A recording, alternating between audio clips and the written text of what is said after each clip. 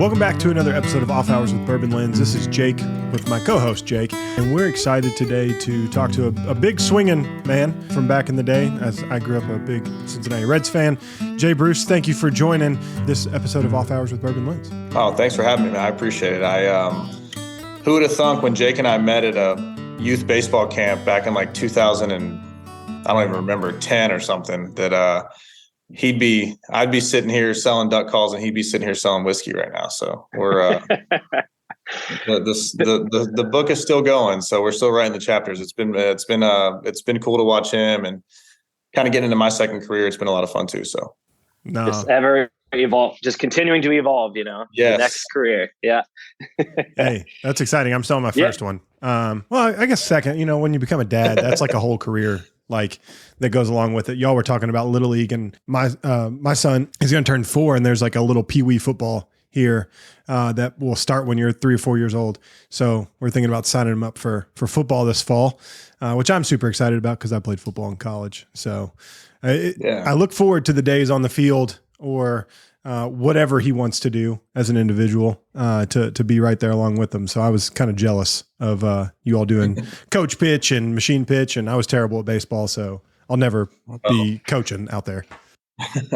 Well, once it starts, it doesn't stop, it seems. So get ready for it.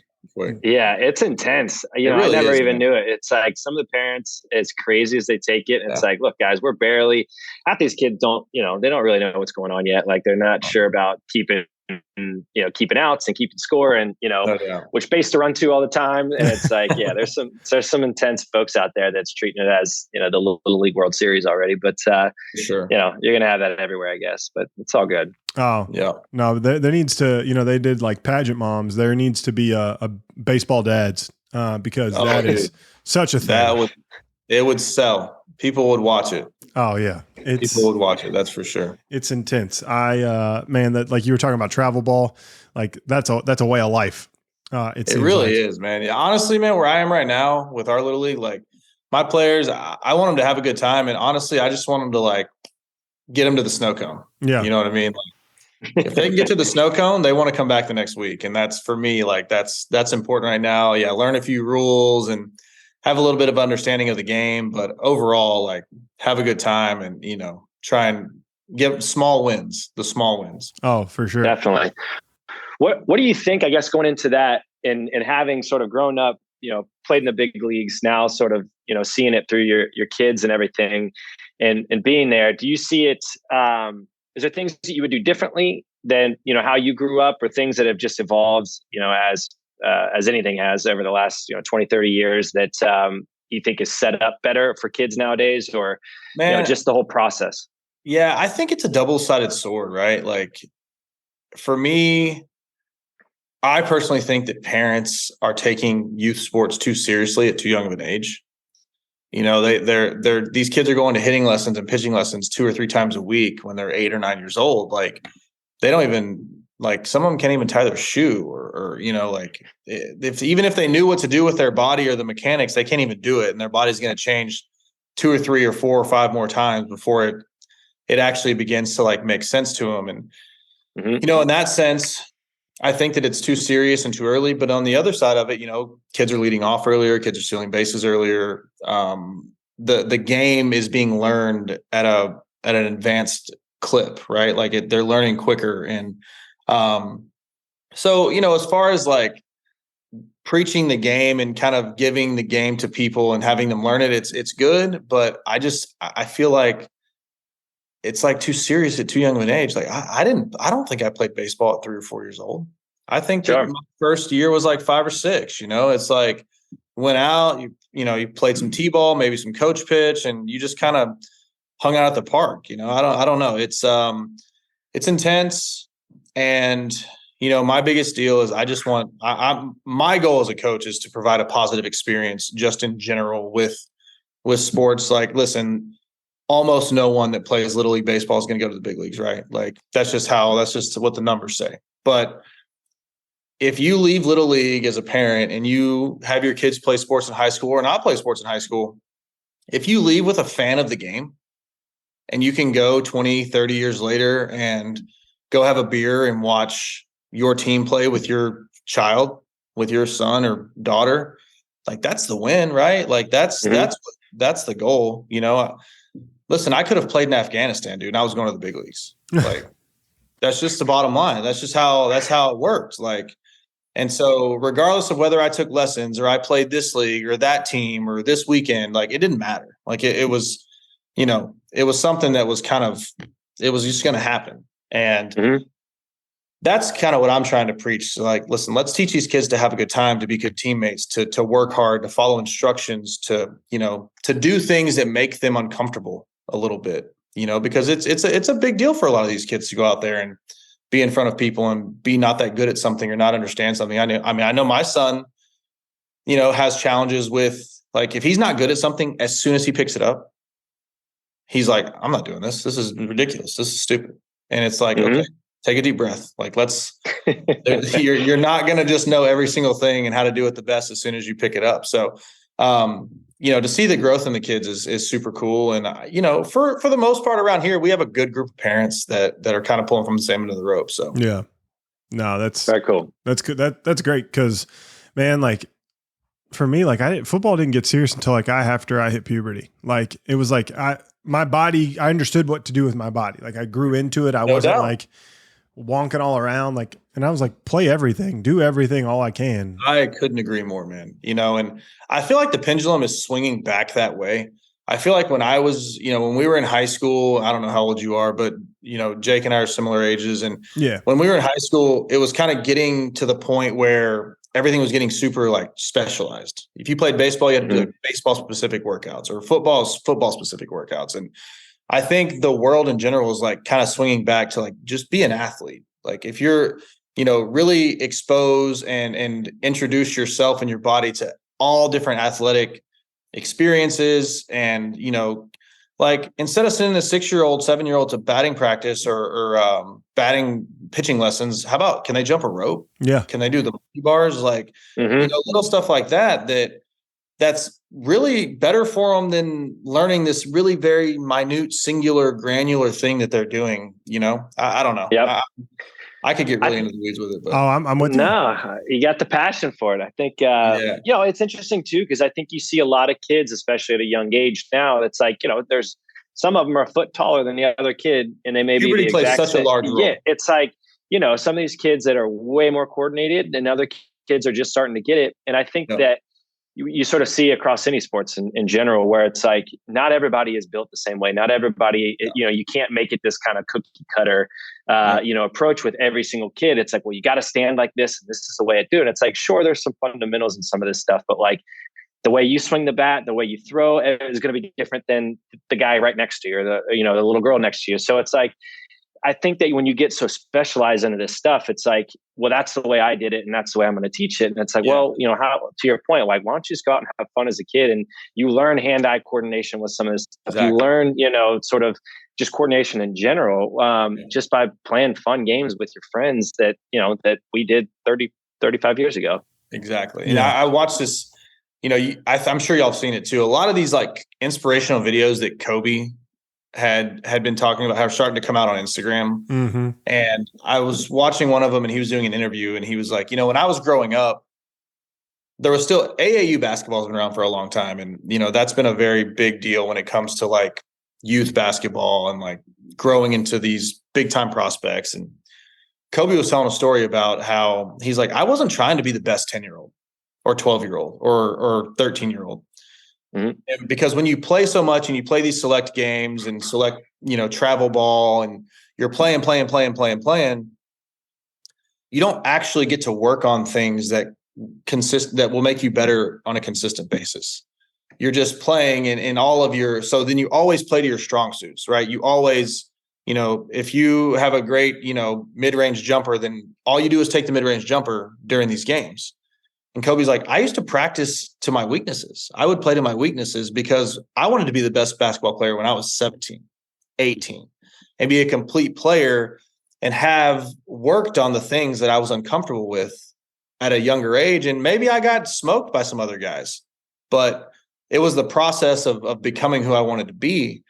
And in a much more dumbed down sense, I think that that's the way that baseball and youth sports in general should be approached with these kids. Is like, let's create a process that will allow you to have success in baseball, in basketball, in soccer, in tennis, in golf, and even in life. Like I'm retired now, and, I dedicated my whole life to working out and playing baseball, basically for the first, half of my adult life. And now it's like, I'm having to rewire myself to like, why do I work out now? For what? Like it's a lot different than it used to look. And I have a blueprint. Well, it's not perfect, but I have a blueprint of, even though I did it for baseball, like I created a routine and a process for myself to be able to have success with it, even if it's in a different lane. And that's been big for me. And so, you just don't want the kids to get burnt out, man. Yeah. It's tough, Yeah. And what you said, so really interesting. So like, that's played over into my life. Like you get up and you live such a like regimented life as an athlete, right? You wake up at God knows what hour most of the time, 5, 6 a.m. and you're hitting for that first workout. Then you got practice. And then, if you're in college, you go to school and then you go back and you got tutoring and then you hang out with your boys for a few minutes and then you go to sleep and you do it all over again. And like, that's played out a ton in like my marriage is like, hey, I'm like this very like type A, these are things. Yeah. And my wife's like, we'll get there when we get there. And like, and so it's like, those things you have to overcome. Like, why are we doing it a certain way? Like, I feel like those things can teach you how to be a good individual because you're used to like, hey, I got to wake up because if I want to get my workout in, I got to do it before work, before everyone else. Cause God knows when the kids wake up, all hell breaks loose. Dumb, dude. Oh man. Yeah. You just might as well give it to them. Yeah. For sure. So For sure. now those are the things like, I think the lessons like of athletes on teams and especially when you get to high school and beyond, like those are the things you can really carry with you. If you have a good mindset, they can carry you really far, even if you only make it to Division III, or if you don't play, other than rec ball when you get older, like those things can help you. Yeah, it doesn't matter. Yeah. So in life, right? Like you're already in your second life, which is kind of nice. So what's life after baseball look like? I think a lot of times people don't realize like, hey, these careers can be short. Like you had a pretty tenured career. I think even if they're long, dude, they're short. Yeah. Right? Like I played 14 years in the major leagues, which is like an eternity. Yeah. And I'm 35 years old. Like now what? You know what I mean? And that's the part that you don't really hear about, right? Coming up, like it's about, what's happening when you're doing it and getting there. Getting there is like the most crazy thing ever. Right. And then you're there. Well, then you start, you're there and you like get to the big leagues and you're doing everything you can to like become a big leaguer, right? There's a difference between getting to the big leagues and being a big leaguer. Like, and that takes time too. So then you have this like stretch of where you're in it, you got your footing and everything's just rolling. And then all of a sudden it's like, you're old, you're done playing. And no matter how good or how quickly it happens, it like doesn't matter, right? You're done like everyone else. And so there is definitely a stark change, right? In like what you're supposed to be doing. Like, my first year out of the game, I felt like I was doing something wrong. Like we have people playing baseball on TV and I'm sitting in my house watching it. And I was like, dude, what is going on? Like, this is uncomfortable, but, fortunately for myself, I always came back to Beaumont. I always lived in Beaumont for the most part. I lived in Houston for a few years with my wife and, but we've kind of always made Beaumont home. I'm from here.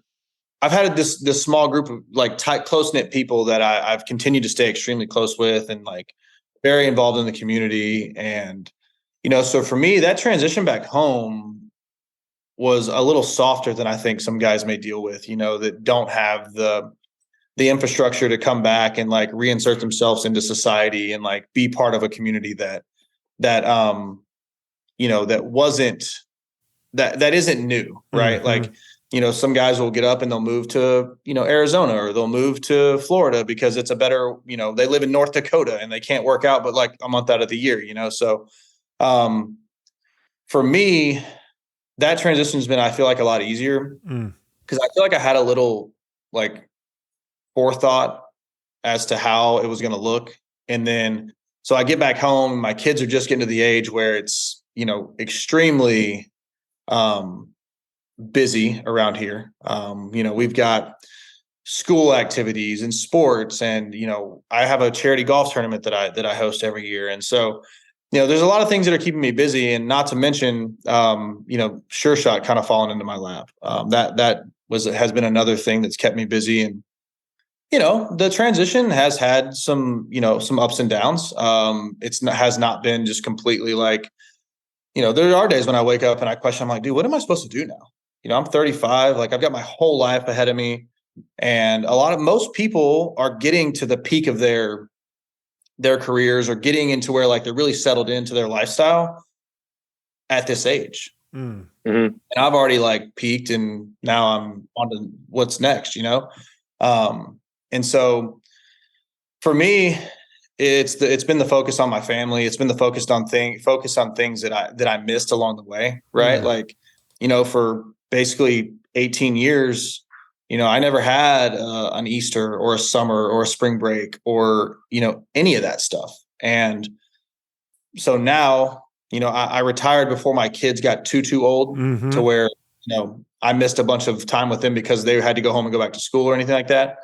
And so, I feel really good about where I am as far as the transition goes. And a lot of things that I missed out on as a younger person with the people that I really care about, I feel like now I'm getting back into the swing of those things and really trying to check those things off the list and not take those for granted, because they do go fast. And, man, I wouldn't change a thing of, what I was able to do and the people I was able to meet. And that's why I'm sitting here right now on this podcast. But, you do miss a lot. Looking back, you're like, man, like I was basically completely removed from everything about my, life that I live now for 18 years. And so that's the priority of mine now, connection with people that I care about, and, really just kind of taking a deep breath and being like, all right, like you're in a good spot. You have the ability to be back here, to do the things that you wanted to do, and, kind of get back involved with the, things that are important to you. So. Yeah.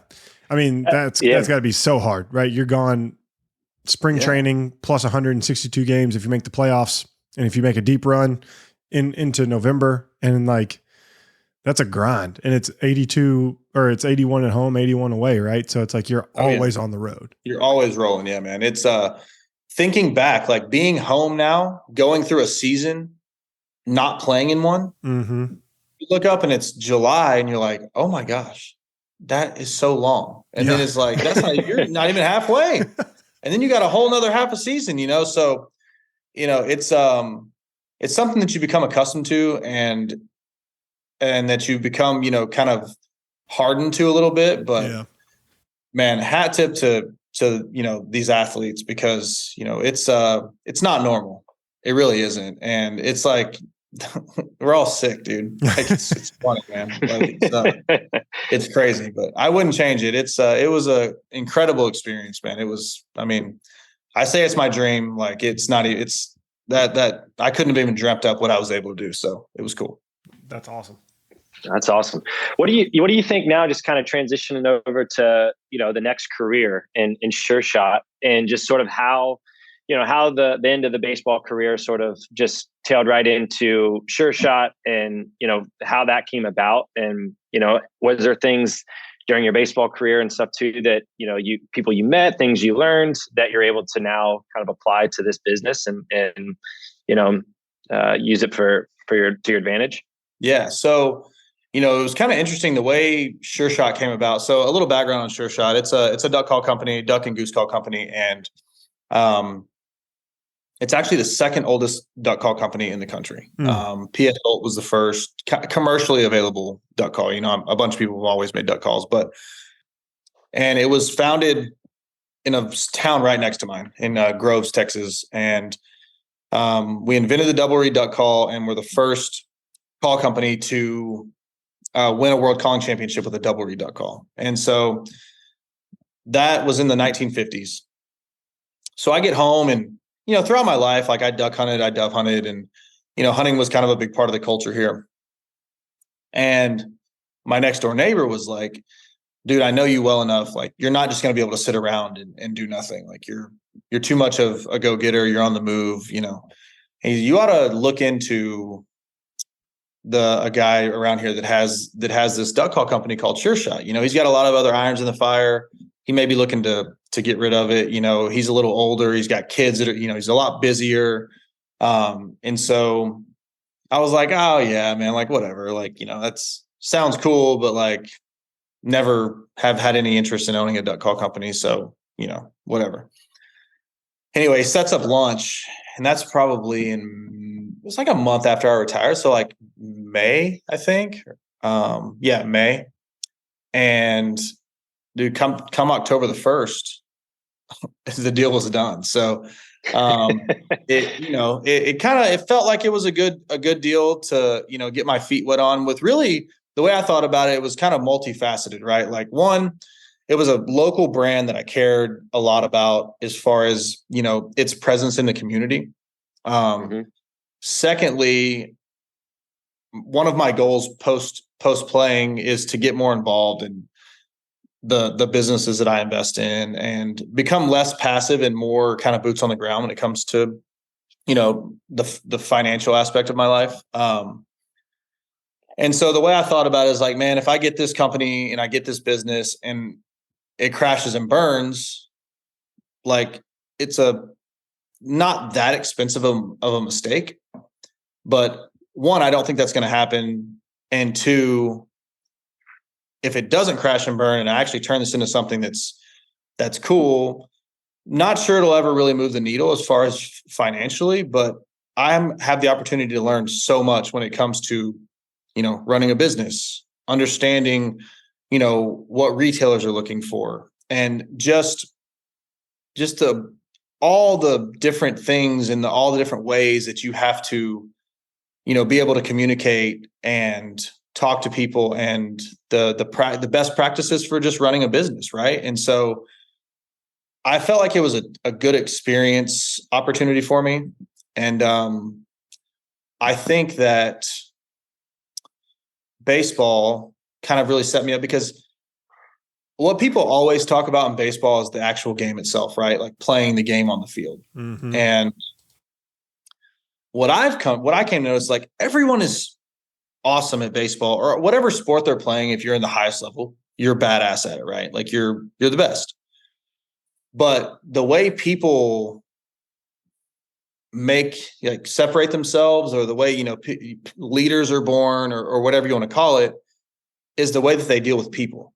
It's the way that they can, you know, know somebody and meet somebody and understand what makes them tick, right? Because what makes me tick is different than what makes Jake tick or the other Jake tick. And understanding that is, I think, the difference maker in being able to inspire people, to lead people, to have people trust you, to, you know, do all these things that it requires to run a business. I mean, Jake, you're experiencing that, you know, from a first person viewpoint. You're watching Lauren do it. And, you know, for me, that was really intriguing, right? Like, people are super interesting, and a lot of times they don't make sense at all, but they make sense to themselves. And it takes all different types of people to make the world go around. And so for me, I feel like it was an opportunity for me to really, you know, make sure to keep my blinders off and dive into like what makes people go. And I feel like baseball, you're thrust into that, you know, because you're dealing with different cultures, different socioeconomic, you know, profiles on different people and different languages. But, you know, every person speaks a lot of the same languages when it comes to being trustworthy, to being honest, you know, to having compassion, to, you know, being a man of your word. And I think that just kind of transcends whatever industry that you may be in, and allows you to really get to know people and for people to really get to know you. And I think that's the number one building block for creating and having a business, and, you know, being someone that people want to deal with. 100%. Yeah. Well, Jake, I don't own my own business. The podcast is a nice little side hustle, but not a business. So, Jake, you know, what's it like for you? Like you have a family of entrepreneurs. You and Lauren are both like hustling and grinding. You what's been your perspective of that, going from a really kind of stable physical therapy background into like this, hey, we're going to run the world in our own little lanes that we run in. Sure. Yeah. It's totally different. I think that, there is that feeling if when I was in physical therapy, it's like, it was a 9 to 5 type of deal. It's like when you were there, you were on. When the day, on a Friday afternoon, when you walked out the door, you were off. You didn't really have to think about, what was going to happen over the weekend or anything like that. And I think with, when you have your own business, you're never off. And it's like, you can go on vacation, you can go on spring break, but you're still going to be taking phone calls. You're still going to be having meetings. So you're never really able to totally, tune things out and, shut down for a little while, which, it is a positive on one thing. That's like, okay, it's great. I always want to be in the thick of it. I want to make sure that, hopefully nothing's falling through the cracks. But on the other side of things, it's like, yeah, you can wake up at 2:00 in the morning and all of a sudden be like, shit, like you have some idea or, you forgot about something. And it's like, I got to remember, I got to write this down, or I got to remember that, when I wake up in a few hours that hopefully it's something that I don't forget again and I, take care of. So, it's kind of stressful in that way. And I think that, at the same time, it can be crazy, rewarding. And I think that it's like,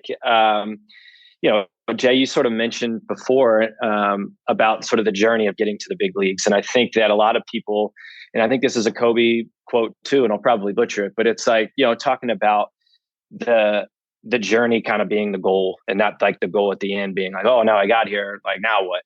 And I think it's like every day when you're sort of, trying to reach this pinnacle of whatever it is in your career, it's the small wins. It's the moments where we talk about for off hours, like the moments in between, which a lot of times we think of as, your time away from things. But I think of it even as work, where it's like, okay, like we get these little wins here and there. Let's take a moment. Like, it doesn't need to be a huge celebration for every positive thing that happens. But at the same time, it's like, there's a lot of cool things that happen in life and in work that do need a little bit of celebration, I think, and sort of take some time to pat yourself on your back a little bit and then move on to the next thing. And I think that, with Lauren too, with Summer Fridays and stuff, it's, it exploded and, they really didn't know that it was going to take off the way it did. And all of a sudden they had this, this massive company. And I think that, seeing her kind of, they launched a few years before off hours. So it was like seeing the day-to-day hustle from her and just getting an understanding. I was like, wow, this is, this is what it's like, this is what you do. And then, so it's interesting because, both of us have stuff, our careers and everything that are going well, and to share stories and to understand, hey, I'm dealing with something that they may have already dealt with, or something that, that she's just now experienced. And I'm like, oh yeah. So it's nice to be able to sort of, talk through things, bounce ideas off of each other and understand that, like, you're not going to know everything. Like mistakes are going to happen and, things are going to happen. It's just like, how do you limit those? And, how do you put those fires out so that, they don't spread and totally mess things up. But yeah, it's stressful yet rewarding, but it's, I think it's worth it in the end run. Yeah, no, kudos to you all. Like, it doesn't matter what upbringing you have, starting your own business is like nuts. And so good on you all. Cause, I just had to do taxes for our little small podcast and I'm like, it's not fun. It's not fun. Well, you have people for that though. I don't have people. Yeah, taxes are not my thing. That's I stay on my lane. I stay on my lane on that one. No, Uncle Sam. I think understanding what you don't know is just as important as knowing what you do know. True. In business for sure. Yeah. 100%. I'm definitely, and Jay too. I'm a big believer in that. You let people do what they do best, and I would much rather know that here's what I'm good at, here's what I'm not, and I'm going to stay in my lane, and I'm going to surround myself with the people that are going to be able to do that better than me, and give them the autonomy and give the trust to make sure that they do it right without me pretending like I know what I'm doing. Yeah, it's a good way to mess it up. Yeah. So you and Jake have a long-standing relationship. And so over the years, one of the questions we've asked, everyone is, what's their affinity for whiskey? Are you a whiskey guy or do you like other spirits or do you drink at all? Man, you know what? I don't really discriminate. I'm not I don't drink a lot, but it's more of a deal for me where it's a social deal. No, it's a social deal. I like getting together with my buddies and having a drink. A couple of my buddies are much more into whiskey and into bourbon than I am, but I became more into it when Jake came with Off Hours. That was I thought that number was cool. one customer. Yeah. Yeah. And so, for me, it's much more of the relationship thing, right? Mm-hmm. Like, I could have a drink or not have a drink, but when he's got something going like that, I just thought it was super cool. And I thought it was really interesting. I always think now, especially having a business, like, how did he come up with the logo? Like, where did their vibe come from? Right. Like what made them go that route as opposed to, the other route? And for me, I think that stuff is super cool. And I think the stories behind that, the way that they're told is really, really important to the brand. Yeah. And I feel like these days, whoever can tell their story the best is usually the most successful. I think that, people are looking for relatable things. People are looking for the things that they can hitch their wagon to a little bit. And so, for me, when it came to whiskey, I was never a big, a huge whiskey drinker, but, when Jake kind of launched this thing, it made me much more interested in it. So, yeah. No, I think that's great. I didn't drink really whiskey until my buddy was like, "You want to do a bourbon podcast?" I'm like, "Sure." Like, here we are 5 years later. I have amassed quite a collection, but it's relational. Yeah. Like, it's, the fact that we work on these things like the last 2 years with Jake and his team. And, we've built a relationship and we use our networks to have these conversations because these are the conversations that happen over a glass of whiskey. Like, absolutely. Like, and that's what I think we're trying to give an insight into people. And I love, the moniker of what Off Hour stands for personally, because a lot of people have gotten the same type of liquid that Jake has access to, and they just slap a label on it and they tell their story about their grandpappy. Well, we know that's full of crap. And like creating the experience, right? Like doing it different. Like that's what I think is really unique. And so I applaud him, and I also applaud him for allowing us to, hang out with his friends and get to hear and experience those stories behind the scenes that not everyone always gets to access to. Yeah. And, a little sidebar there. I think that, we've been kind of lived in a crazy world the last couple of years, right? With COVID. And like, I feel like that personal connection has it really was gone for basically 2 years, right? I mean, everything was Zoom, you weren't allowed to go here. You had to have a mask on there. Like there were so many things that happened that pushed people away from basically the mission statement of what Jake's got going, right? I feel like that's when you really get to know people, right? Like you're talking about personal connection and, understanding what makes people go, have a glass of whiskey with them. Yeah. Go grab a beer. Like that stuff is what people, I think at the end of the day, suffer. And this is not to discount a lot of the trials and tribulations that everyone went through with COVID or with, the whole pandemic. But man, that personal connection was it was taken for granted. Mm-hmm. And I think that we're seeing the resurgence of that people actually care about that. And it's really, really important. No, couldn't agree more. Being able to hang out with people just in a common area it's huge. We weren't made to live in four walls. It's like a deep breath for me. You know what I mean? It's like when you can go and you can sit with a couple of your buddies and you're not on, but you're on. Mm-hmm. You know what I mean? You're dialed. You're not trying to prove anything. You're not trying to, create this environment or this, paint this picture that you think people need to see. It's the authentic version of what's going on. Mm-hmm. And sometimes it's good and sometimes it's a shit show. Yeah. But it's all in the middle, right? It all makes it, what people are looking for. So, yeah. And I think hearing that from someone that's been at the highest level, understanding like we're not robotic, right? We can't replicate it day in and day out. We have emotions, we have feelings, we need some sort of external exposure to something, whether it's our wife, our kids, our friends, the game we love, whatever. Like that makes us who we are, and that's going to give us good emotions. It's going to be the highest highs and lowest lows, and you got to have a community around you that can experience that and walk with you in those moments. Dude, I couldn't agree more. It's funny, and I feel like I'm like quoting a lot of people, but I was watching something. J. Cole the other day was like, he's like, man, believe it or not, like I find myself being jealous of people who live just like the most normal, like everyday life. You know what I mean? And that's not, saying that I took anything for granted, but like I found myself there before. Yeah. I found myself saying, dude, like, I'd love to not be on a 21-day road trip and not see my family and like, not being able to go home until October. And, that's some of like the lows that go with it. But, I think that there's beauty in all of it, right? Like there's stuff to really take from all of it. And I feel very, very fortunate to have the community that I've grown up with, that I still have, that I could come home to and just, be that normal, everyday, like, just kid from Beaumont. Yeah. And so Jay from the block instead of Jenny. Yeah. Oh man. No, that's good. So I do have to ask one question, because I was never able to do this in my life. And one of the things I wish I was good at was hitting a ball.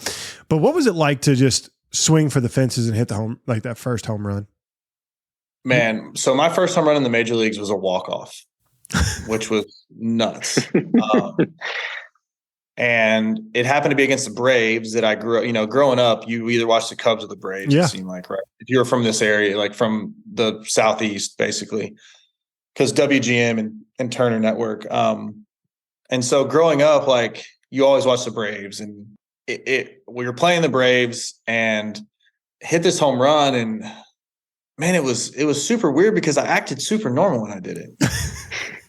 And I didn't feel like that though, right? Yeah. Like it was like I don't even remember. Like I watched the video, so like I say I remember it, but it was just incredible, right? And that had been kind of like, I don't know if you remember when I came up, I lit the world on fire and was like, this game is too easy. Is there another level? Like I'm ready to go to the next level, but that obviously that question was answered for me very quickly.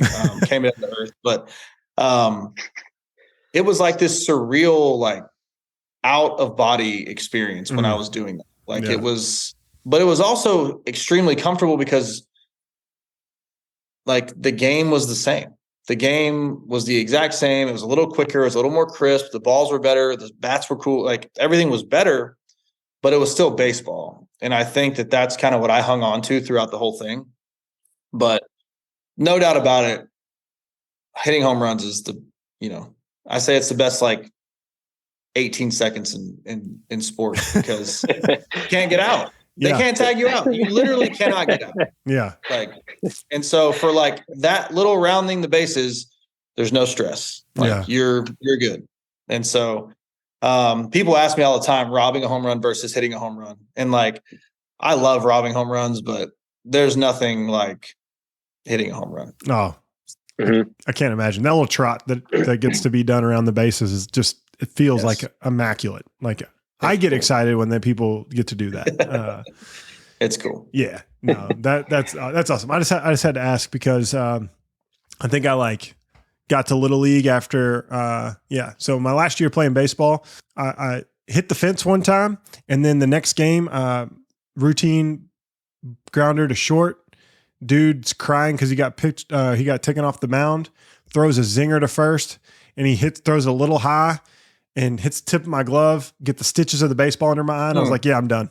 Done." That was it. Done in 10th grade. Done at 10 years crazy, old. Man. Yeah. How many football players that you talk to that are like terrified of the baseball? I'm like, bro, you get into a car wreck every single week, and this little baseball is what you're afraid of? Like, it is. It's crazy, man. Oh, dude. It's what people get used to, Baseball hurts. Baseball does not feel good. Go talk to that pitcher that took one off the face during spring training. Oh, I know, man. Golly. Yeah, not good. No, but man, this is great. Like this is awesome. We truly appreciate you, hanging out with us for a half hour, 40 minutes here and just talking life. Yeah, man. Thanks for having me. I appreciate it. This is cool. Yeah, no, it's great. And if you all want to find out more about Jay's company, Sure Shot, just go to sureshot.com. A lot of cool stuff. SureShotGameCalls.com. Thank you. A lot of cool stuff. And there's a really cool picture of Jay, like in the brush, looking like he's about to go kill a duck. So, kudos to the photographer on that one. We always got to give love there. And as always, if you want to find out more about Off Hours, go to Drink Off Hours on Instagram. You can find out more about them there. And last but not least, you can find out more about Bourbon Lens at Instagram, Twitter, and Facebook at Bourbon Lens. And again, thanks to Jay for joining us today, and we'll see you next time. Cheers. Thanks for having me, guys. I appreciate it. Thanks, Jake.